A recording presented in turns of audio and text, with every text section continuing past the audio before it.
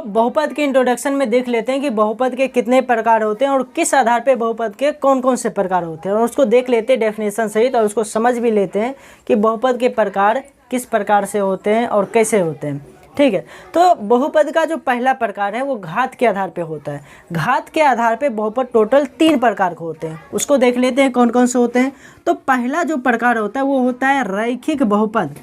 ठीक है, रैखिक बहुपद। अब समझते हैं रैखिक बहुपद किसको कहते हैं। तो ऐसा बहुपद जिसके चर का घात 1 हो उसे रैखिक बहुपद कहते हैं। आप चाहे तो नोट्स बना सकते हैं मेरी बातों को सुन करके, या मैं नोट्स उपलब्ध करा दूंगा डिस्क्रिप्शन से, आप डाउनलोड कर सकते हो। रैखिक बहुपद किसको कहते हैं, ऐसा बहुपद जिसके चर का घात 1 हो। एग्जाम्पल के लिए जैसे 2x प्लस 5, इसमें चर क्या है, x है, और x के पावर में क्या है, 1, नहीं कुछ तो क्या होता है, 1 होता है। तो ऐसे बहुपद क्या कहलाते हैं, रैखिक बहुपद कहलाते हैं। ऐसे बहुपद जिसके चर का घात 1 हो। एग्जाम्पल और समझते हैं इसका, जैसे कि 3x - 2। ठीक है, इसमें भी चर का घात कितना है, 1 ही है। तो ऐसा बहुपद जिसके चर का घात 1 हो, जो नहीं x ही होगा। y वाला भी एक एग्जाम्पल ले लेते हैं, मन में आता है सर बार बार x ही क्यों लेते हैं, y भी हो सकता है। जैसे कि 7y + 12। ठीक है, इसमें ये y हो गया चर, और चर के घात में कितना है, 1, नहीं कुछ होता है तो 1 होता है। तो ऐसा बहुपद क्या कहलाता है, रैखिक बहुपद। ऐसे बहुपद जिसके चर का घात 1 हो।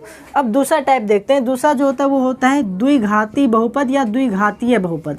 अब जो बोलो इसको, ठीक है, द्विघाती बहुपद या द्विघातीय बहुपद, ये क्या होता है। तो बस इसी से आप समझ सकते हो, जो अभी मैंने पहला पढ़ाया रैखिक बहुपद, इसके आधार पे आप समझ सकते हो द्विघातीय क्या हो सकता है। रैखिक में क्या था, ऐसा बहुपद जिसके चर का घात 1 हो वो रैखिक कहलाता है।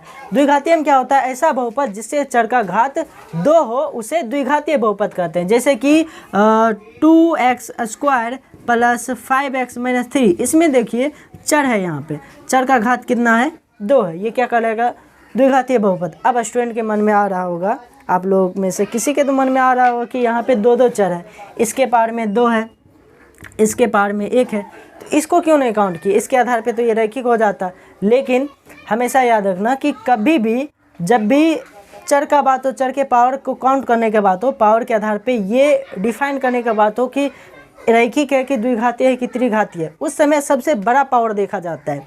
तो यहाँ पे 2 चर थे, बाकायदा 2 चर थे, x था, यहाँ भी x था, इसका पावर 1 लेकिन इसका पावर 2 था। जिसका पावर सबसे बड़ा होता है उसके आधार पे बहुपद को क्या किया जाता है, जज किया जाता है। तो द्विघातीय बहुपद x के पावर में 2 था, तो सबसे बड़ा पावर ये था, इसी के आधार पे ये द्विघातीय बहुपद हुआ। जो नहीं यही होगा, और भी बहुत सारे एग्जाम्पल हो सकते हैं, जैसे कि y² + 1, इसमें भी चर के पावर में क्या है, 2 है। जैसे x² - 7, ये भी हो सकता है द्विघातीय बहुपद। ऐसा बहुपद जिसके चर के पावर में 2 हो, चर के घात में 2 हो, वो क्या हो जाएगा, द्विघातीय बहुपद हो जाएगा। ठीक है, नेक्स्ट देखते हैं। नेक्स्ट जो इसका होता है प्रकार, ये क्या होता है, त्रिघातीय बहुपद। द्विघातीय बहुपद के बाद आता है त्रिघातीय बहुपद। अगर आपने रैखिक समझ लिया, द्विघातीय समझ लिया, तो त्रिघातीय इस आधार पे आप इजीली समझ सकते हो। तो त्रिघातीय बहुपद क्या होता है, तो ऐसा बहुपद जिसके चर का घात 3 हो उसे त्रिघातीय बहुपद कहते हैं। एग्जाम्पल से समझते हैं, जैसे कि x³ + 2x² + 5x - 8। अब अभी भी आपके मन में क्वेश्चन आ सकता है कि यहाँ पे 1 है पावर में, यहाँ 2 है, यहाँ 3 है, तो इसी को क्यों काउंट किए। तो हमेशा याद रखना बड़ा वाला को काउंट किया जाता है। ठीक है, बड़े वाले चर से, जिसके चर के पावर में सबसे बड़ा अंक हो, उसके आधार पे काउंट किया जाता है या जज किया जाता है कि कौन सा बहुपद होगा। तो सबसे बड़ा पावर यहाँ पे 3 है। अगर किसी भी बहुपद के चर के घात में 3 हो, ठीक है, सबसे बड़ा घात 3 हो, तो क्या हो जाता है, त्रिघातीय बहुपद हो जाता है। घात के आधार पे बहुपद टोटल 3 प्रकार के होते हैं, और मैंने बता दिया कौन कौन सा बहुपद होता है। फिर से रिकैप कर लेते हैं। रैखिक बहुपद किसको कहते हैं, ऐसा बहुपद जिसके चर का घात 1 हो, रैखिक कहलाता है। ऐसा बहुपद जिसके चर का घात 2 हो उसे द्विघातीय बहुपद कहते हैं, और ऐसा बहुपद जिसके चर का घात 3 हो उसे क्या कहते हैं, त्रिघातीय बहुपद कहते हैं। अब देख लेते हैं कि पदों के आधार पे बहुपद कितने प्रकार के होते हैं। तो इसको पहले इरेज कर लेते हैं। अगर कोई नोट करना चाह रहा है तो बैक करके वीडियो को पॉज करके नोट कर सकता है। ठीक है, अब पदों के आधार पे देखते हैं बहुपद कितने प्रकार के होते हैं। तो पदों के आधार पे भी बहुपद 3 प्रकार के होते हैं आपके सिलेबस के अनुसार। देख लेते हैं कौन सा है। सबसे पहला जो बहुपद वो है एक पदी बहुपद। एक पदी बहुपद या एक पदीय बहुपद इसका नाम होता है। ये इसका मतलब समझ लेते क्या होता है। पद किसको कहते हैं सबसे पहले ये समझते हैं। अभी मैंने बहुत सारा बहुपद का एग्जाम्पल लिखाया था, जैसे कि x square plus 2x minus 3।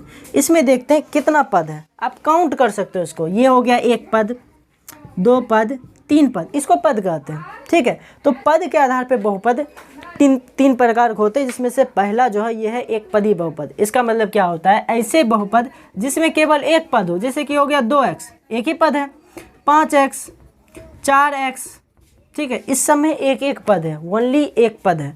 तो ऐसा बहुपद जिसमें केवल एक पद हो उसे क्या कहते हैं, एक पदी बहुपद कहते हैं। बहुत ईजी है ये। अब देखते हैं दूसरा, द्विपद बहुपद इसको बोलते हैं या द्विपदी बहुपद बोलते हैं।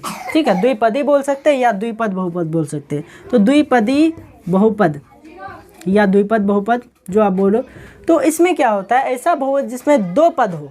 ठीक है, एग्जाम्पल के लिए जैसे कि 2x माइनस 1, इसमें दो पद है, एक पद दो पद हुआ। और एग्जाम्पल हो सकते हैं इसके जैसे कि 5x प्लस 3, ठीक है, 9x माइनस 7। ऐसा बहुपद जिसमें दो पद हो उसे क्या कहते हैं, द्विपद बहुपद कहते हैं या द्विपदी बहुपद कहते हैं।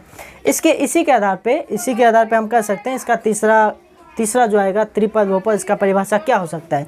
नेक्स्ट जो है वो क्या है, त्रिपद बहुपद, त्रिपदी बहुपद या त्रिपद बहुपद। इसका परिभाषा क्या हो जाएगा, ऐसा बहुपद जिसमें केवल तीन पद हो उसे क्या कहते हैं, त्रिपदी बहुपद कहते हैं। एग्जाम्पल के लिए x square plus 5x minus 3, ये क्या हो जाएंगे, ये हो जाएंगे त्रिपदी बहुपद। अब कंफ्यूज करने के लिए कभी कभी ऐसा एग्जामिनेशन में दे देता है कि बताइए निम्नलिखित में से कौन त्रिपदी बहुपद है। एक बार ऐसा क्वेश्चन दिया हुआ था, ठीक है, बोला था क्या ये एक त्रिपद बहुपद है, x square 5x minus 3x plus 2 क्या एक त्रिपद बहुपद है। देखने में तो लगेगा इसमें तीन पद है, 1 2 3, ये तो त्रिपद बहुपद देखने में लग रहा है, लेकिन ये त्रिपद बहुपद नहीं है। कैसे नहीं है, तो ये सॉल्व किया जा सकता है इसको, ये सिंपलेस्ट फॉर्म नहीं है। सॉल्व कैसे किया जा सकता है, इसको सॉल्व करते हैं। 5x में से 3x घट सकता है, 5x में से 3x जाएगा तो कितना बचेगा 2x, और प्लस में इधर क्या बचा 2। तो ये तीन त्रिपद से क्या आ गया, अब द्विपद बन गया। ठीक है, देखने में लग रहा था भले त्रिपदी बहुपद है, लेकिन एक्चुअली में ये द्विपदी बहुपद है। जब भी आपको ऐसा क्वेश्चन दिया जाएगा तो आपको पहले देख लेना कि क्या ये सबसे सिंपलेस्ट फॉर्म है या इसको आगे भी सॉल्व किया जा सकता है। अगर आगे सॉल्व किया जा सकता है तो उसको सॉल्व करके देख लेना है, प्रॉपर सिंपलेस्ट फॉर्म में लाना है, तब जज करना है कि एक पदी है कि द्विपदी है कि त्रिपदी है। ठीक है, तो आई होप आप लोगों को समझ में आ गया होगा कि घात के आधार पे बहुपद कितने प्रकार के होते हैं, पदों के आधार पे कितने प्रकार के होते हैं। पदों के आधार पर भी पढ़ लिया, एक पदी, द्विपदी और त्रिपदी। अगर एक पद हो तो एक पदी कहते हैं, दो पद हो तो द्विपद बहुपद कहते हैं, और तीन पद हो तो त्रिपद बहुपद कहते हैं। ठीक है, तो ये था आपका बहुपद चैप्टर का बेसिक लेक्चर। और आपको ये समझ में आ गया तो आपका नेक्स्ट जो क्लास होगा जिसमें क्वेश्चन सॉल्व कराया जाएगा वो क्वेश्चन आपको ईजिली समझ में आएगा। ठीक है, अगर आपको समझ नहीं आता है तो आप बार बार रिकैप करके इस वीडियो को देख सकते हो, या फिर भी डाउट रह जाता है तो मैं डाउट के लिए एक अलग से सेशन लाऊंगा, लाइव सेशन, उसमें आप हमसे डाउट पूछ सकते हो। तब तक आप इस वीडियो को अगर रिकैप करके अच्छे से देखते हो तो आपको ये भी समझ में आ सकता है। तो मिलते हैं अब अगले लेक्चर में क्वेश्चन के साथ, इसमें कैसे कैसे इंपॉर्टेंट क्वेश्चन है उसको देखेंगे अगले लेक्चर में। तब तक के लिए बाय।